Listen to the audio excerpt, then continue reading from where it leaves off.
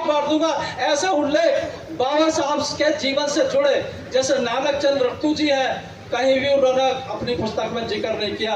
एक रामस्वरूप वर्मा जी जो बाबा साहब के जीवित रहते हुए बाबा साहब के पास गए और उन्होंने बोला कि बाबा साहब आपने सब कुछ लिखा और आपने अपने ऊपर तो कुछ नहीं लिखा।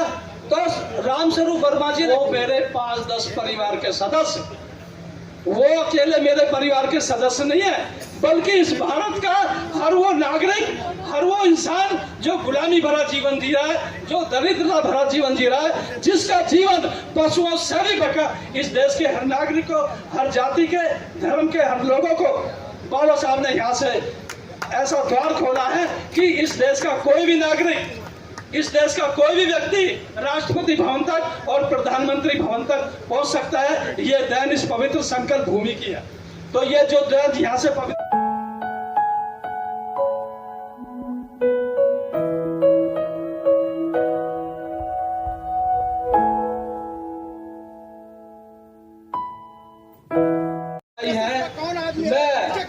आप सभी से गुजारिश करूंगा कि आप पवित्र संकल्प भूमि पर आए हैं और आप जगह जगह देख रहे हैं बाबा साहब का संकल्प यहाँ पर क्लियर लिखा हुआ है।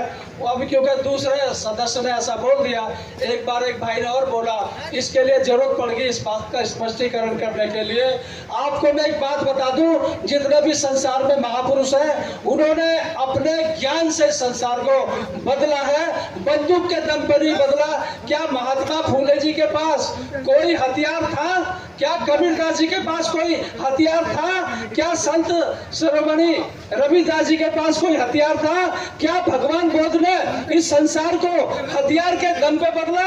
और भगवान बुद्ध तो वो ताकत है कि जिनके ज्ञान से हथियार तो क्या तोप चलनी भी बंद हो गई। हमारे महापुरुषों के पास ज्ञान होता है, उनके पास हथियार नहीं होते। और इस ये जो ज्ञान है वो ज्ञान होता है जो उस बंदूक को भी इंसान उसका ज्ञान प्राप्त करे, भगवान बुद्ध का ज्ञान प्राप्त करे। तो सम्राट अशोक ने भी सारे हथियार फेंक दिए।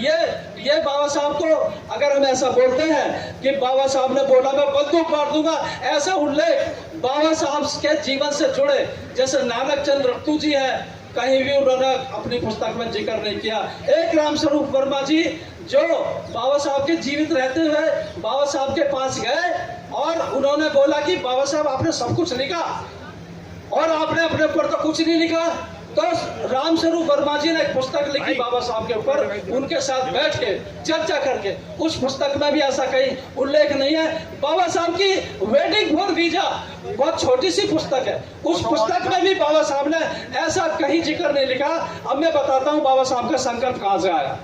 अंदर जो तस्वीर लगी है उसमें भी बाबा साहब का संकल्प लिखा हुआ है, यहाँ पर भी लिखा हुआ है, हर कागज पर लिखा हुआ है। एक संदेश तू पूरी दुनिया भर को एक अंतरराष्ट्रीय संदेश जाता है कि बाबा साहब ने बोला बंदूक की गोला मार लूंगा। अरे मेरा तो क्या इस चीज में बहुत गुस्सा आता है कि बाबा साहब एक महान व्यक्ति थे, वो बंदूक की बात क्यों करेंगे? और 100 वर्ष से भी पहले बंदूक कहां से आएगी? उन दिनों तो गुलामी का जीवन जी रहे थे, बंदूक कहां से लेके आएंगे? उन दिनों बंदूक और तोप किसी राजघराने में होती थी, बाबा साहब कहां से बंदूक लेके आएंगे? लोगों की हमारे कुछ भाइयों ने लोगों की आस्था से उनके मनोबल से खेलकर इस चीज को गलत रूप दे दिया कि बाबा साहब ने कहा बंदूक से गोली मार लूंगा। बाबा साहब की किसी पुस्तक में ऐसा कोई उल्लेख नहीं है।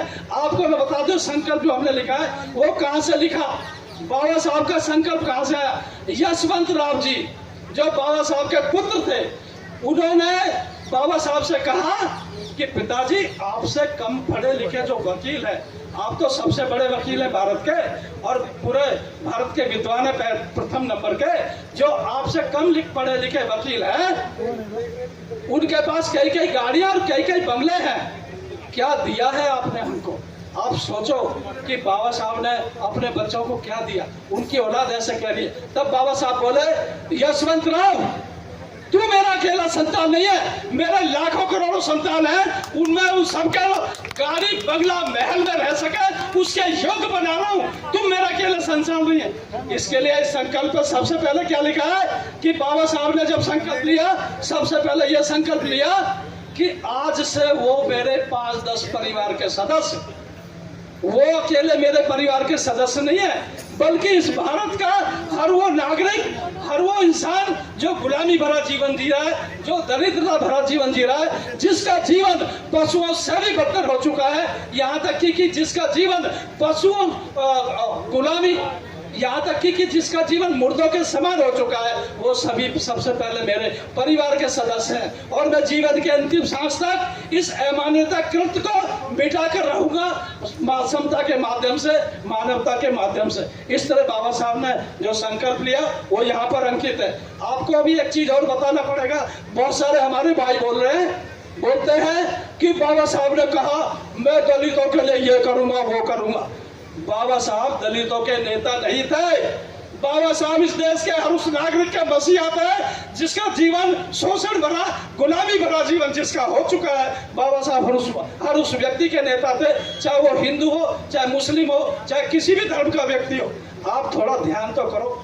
आज नरेंद्र मोदी जी इस देश के प्रधानमंत्री हैं, द्रौपदी मुर्मू जी इस देश की राष्ट्रपति हैं, इससे पहले सरदार मनमोहन सिंह जी इस देश के प्रधानमंत्री थे। ये सब कहां से राजा बन गए?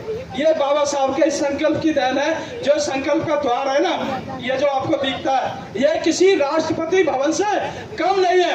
यहीं से राष्ट्रपति भवन और प्रधानमंत्री भवन तक पहुंचने का इस देश के हर नागरिक को, हर जाति के, धर्म के हर लोगों को बाबा साहब ने यहाँ से ऐसा द्वार खोला है कि इस देश का कोई भी नागरिक, इस देश का कोई भी व्यक्ति राष्ट्रपति भवन तक और प्रधानमंत्री भवन तक पहुंच सकता है। ये देन इस पवित्र संकल्प भूमि की है। तो ये जो देन यहाँ से पवित्र संकल्प भूमि जो बाबा साहब ने संकल्प लिया, उसी संकल्प से भारत का संविधान दिया और उसी भारत के संविधान से इस देश के हर नागरिक को बराबरी के अधिकार का यहाँ तक तो हक दिया कि शिक्षा का तो दिया, रोजगार का तो दिया, लेकिन आपके कोई भी बच्चा, कोई भी नागरिक, इस भारत की किसी भी महिला की कोख से जन्म हुआ कोई भी बच्चा इस देश का राजा, हुकुमरान बन सकता है। पहले जो राजा महाराजा होते थे सिर्फ वही होते थे जिन्होंने किसी महारानी की कोख से जन्म लिया। बाबा साहब ने तो इतना बड़ा अधिकार दे दिया, किसी भी महिला की कोख से जन्मा बच्चा राष्ट्रपति प्रधानमंत्री तक पहुंच सकता है। इसी के लिए हमने जो आप देख रहे हैं ना, संकल्प भूमि पर लिखा हुआ राष्ट्रधाम संकल्प भूमि सयाजी बाग, वो लिखा क्यों है?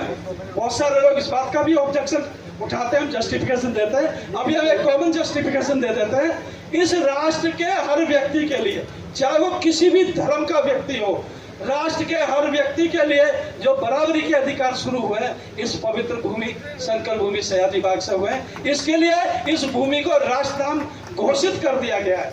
मेरा नाम राजकुमार, दुनिया मुझे राजकुमार कब कहती है? जब मेरे माँ बापों ने नाम रखा। तो संकल्प भूमि राष्ट्रधाम है और इस भूमि को सरकार को राष्ट्रधाम घोषित करना पड़ेगा।